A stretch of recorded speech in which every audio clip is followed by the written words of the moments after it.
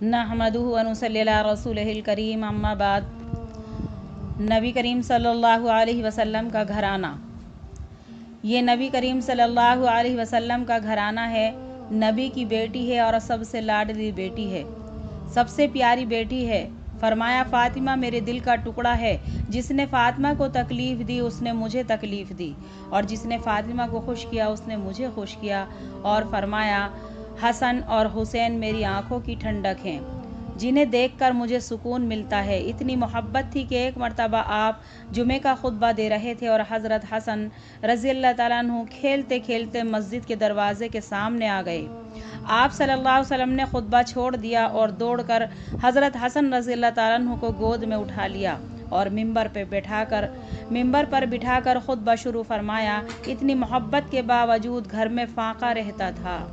आप सल्लल्लाहु अलैहि वसल्लम ने फरमाया, ए मेरी बेटी, मेरे रब ने तो मुझसे कहा था कि चाहो तो सोने चांदी के पहाड़ दे दूं,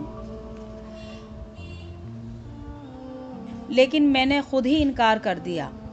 सारी उम्मत को बताया कि अगर यही मकसद मैं तुम्हारा बना दूं कि पैसा कमाओ, माल बनाओ और ताजिर बनो, ज़मींदार बनो, तो सबसे पहले मैं अपनी बेटी और दामाद और नवासों को सोने चांदी के पहाड़ लेकर देता, मगर मैंने ऐसा नहीं किया।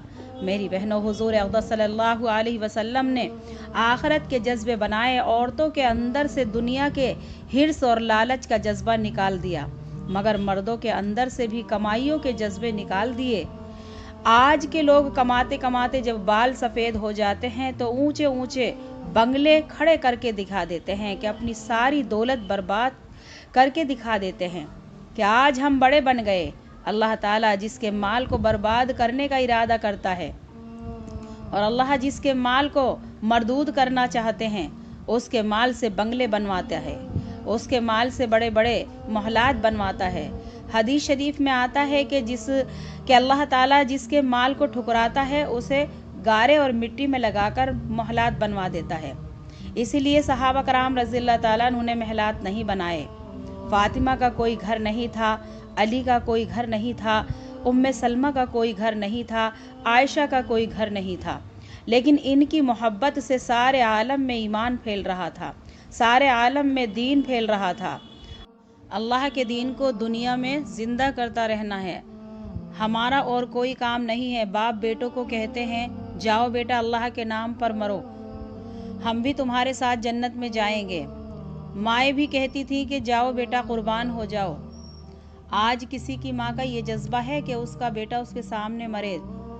माँ ख्वाह कितनी ही गई गुजरी क्यों ना हो, वो भी ये कहती है कि मेरा जनाजा मेरा बेटा उठाए, मेरे सामने मेरा बेटा ना मरे।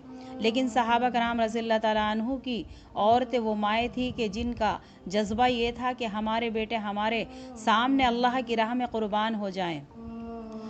हज़रत सालता इब्न अल-आसीम रहमतुल्लाह अलैह अल-अदवी अपने बेटे से कहने लगे, बेटा पहले तू शहीद हो ताकि मैं तेरी शहादत पर सब्र करूं और मुझे सब्र की जगह जन्नत मिले। फिर तेरे बाद मैं जाऊंगा, फिर मैं कत्ल हूँगा ताकि मैं तेरे साथ पहुँच जाऊं। चुनाचे पहले बेटा निकला, शहीद हो गया, फिर बाप निकला, बाप भी शहीद हो गया।